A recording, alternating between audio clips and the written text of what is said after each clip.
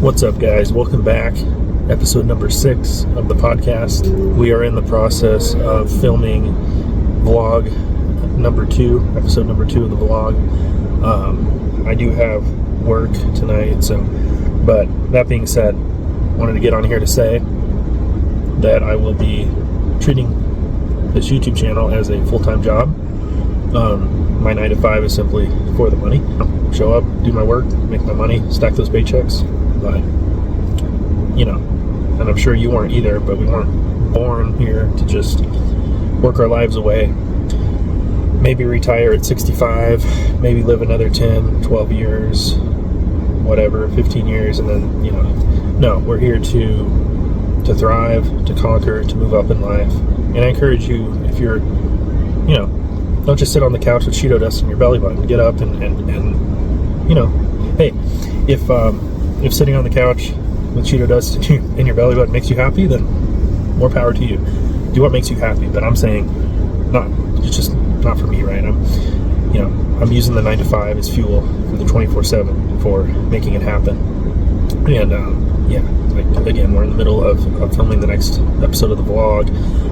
That being said, maybe next week, I don't know. It's starting to cool down. It's definitely cooling down up here, but I'm going to be installing a few parts on the truck. Installed that check valve, and surprisingly, again, I didn't think it would fix the issue, but it did. It prevents vacuum from bleeding back into your intake manifold for your HVAC, because back in the 90s they used vacuum for that stuff instead of electronic reservoirs. Oh, there's a guy on a bike. Anyway, so that did fix it. I had the vacuum reservoir on order, but guess what? I think it's fine. Could replace it, but they actually sent me the wrong part. They sent me some type of vacuum solenoid that I think it goes on like top right of the engine or whatever. If it's even for my truck, I think it is. Might as well replace it though, since I got it. I don't really feel like returning it. So the check valve did fix the issue. I bought a new heater core. I'll showcase this on the vlog, but there is a way to access the heater core without having to tear apart the dash.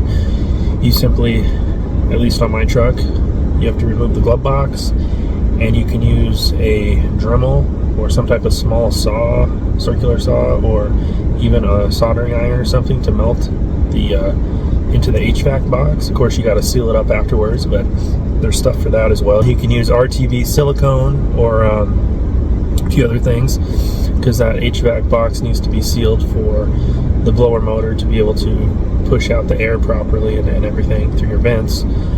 But we're going to be replacing the heater core.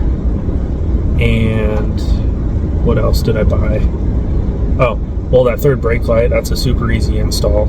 I already have the wiring for it and everything. You just literally crimp it on there with the connectors, use some pliers, and use some of that RTV black silicone to adhere it to the truck's camper shell, and to put a small bead around it to waterproof it. So we're going to do that as well. I did buy the passenger side window motor and regulator. Came as one unit. You can just buy one or the other, which is fine. Also came with a lifetime warranty. Did I have to replace it? No, but I want to, because, first of all, I did the driver's side one about 2.5 years ago. And again, like I was saying on a previous podcast, I installed my own switch that you can pick up at your local auto parts store for like $15 or so, roughly, which is cheaper than the one Ford sells. So of course, after disconnecting the battery to prevent any shortage or electrical issues, I cut all that wiring off earlier this year and wired in my own switch with a 25 amp inline fuse, which was super simple. Once you know how to do it once, it's easy. Passenger side, obviously exact same process, just got to mirror it. Hard part is drilling out those rivets or using a chisel and a hammer. But if you don't have a rivet gun, you can use nuts and bolts, which I will be doing. Same size, obviously, as the driver's side, in order to bolt that up to the door. So after that, I plan on getting the windows tinted. I know some people do limo tint and stuff. I don't want to risk a ticket. Obviously, you can do limo tint in the back and the back windows and the back window back there, but like I think 33% is the limit, at least here in Arizona. And the Honda here is tinted. We got the van tinted, so once that window starts working, we'll be getting the truck windows tinted as well. So looking forward to that. After all that mechanical stuff is good to go and up to speed, we will continue along with the build, not only on the truck but the van as well. I already installed the new latches for the truck. Super easy install. Literally, you unscrew, like there's 2 screws on each latch and a bolt. And then I have seen ways where people will be able to lock themselves in at night when you're sleeping in there. You can use vice grips, or there's a few other methods in order to do that.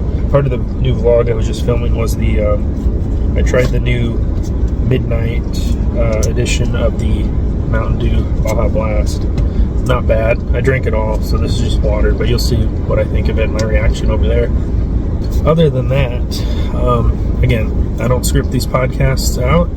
I kind of just get on here and tell you guys what's going on, a little bit behind the scenes. Obviously, I showcase it more on the vlog, so those are going to get more views, because I'm not Joe Rogan, the #1 podcaster on the planet, or Logan Paul, or what are some other popular podcasters? Jocko Willink, he's more of does military stories and stuff. There's some other ones out there. I do like filming these though with minimal editing.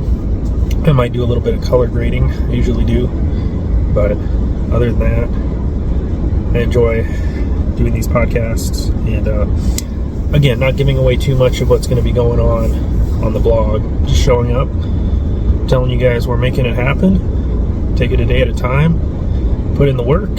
Today is day number 293 of freedom and post-liberation, so it's been going well. We are literally just getting started. It's a mindset shift. It's like, okay, I'm not waiting for some magical number in my savings. Again, people have done more with less. So again, even with this job, let's say I lost my job tomorrow, whatever, there's so many other jobs I can just go out like that and get. Do I like my current job? Yes. Do I want it to interfere and get in the way with me filming for you guys? Hell no. I want to do both. And then as well as hitting the gym, getting in my steps, hitting the weights when I can, because I do overnight shifts. So it's like I gotta go when it's, first of all, when it's 24 hours, because I think they close early on the weekends. But like, you know, like last night I went around 11 p.m. or so, and not too crowded. Depends on the day. Also depends on which gym you go to, because I have different ones that I can go to. Other than that, guys, I'm just chilling here. Might relax for a little bit because I got work later. We'll see how it goes, what they have to say. This weekend I only have one client. Last weekend and this weekend, because this other client is on vacation, so he'll be back. So the following weekend I'll be back to 2 clients. But yeah, you just got to get used to overnights, get used to the sleep schedule and all that. I've been there 3 months, so it's like 3 months accounting, so I know my routine and everything, and my client's routine for the most part, and so that's a plus, a positive. So anyways, that being said, I'm gonna edit this podcast, upload it. I will see you guys for episode number 2 of the vlog. Go check out the first episode, and you gotta start somewhere, like I said. Quit waiting for the perfect time to start. Just make it happen. Refine your approach as you go along. So that being said, I'll see you guys in the next video. Keep on trucking.